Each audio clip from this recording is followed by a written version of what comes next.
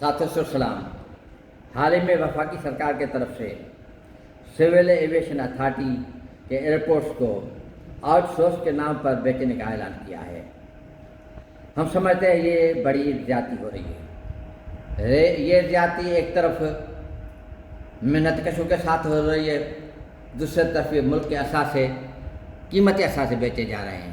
याद रहे कि ये एयरपोर्ट सालाना 140 अरब रुपये कमा रहे हैं, फिर भी उनको बेचा जा रहा है। हम वफाकी सरकार के इस अमल की भरपूर मजम्मत करते हैं।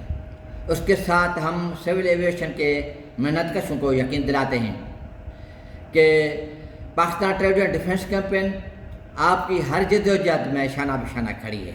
आप एक कदम आगे बढ़ाएंगे, Pakistan trade and defence campaign 2 कदम आपके साथ आगे बढ़ाएगी।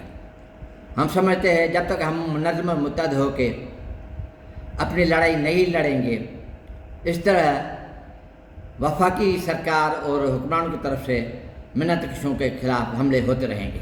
इसलिए हमें इस मुल्क के तमाम इदारों को मुत्तहद और मुनज़्ज़म होकर लड़ना पड़ेगा।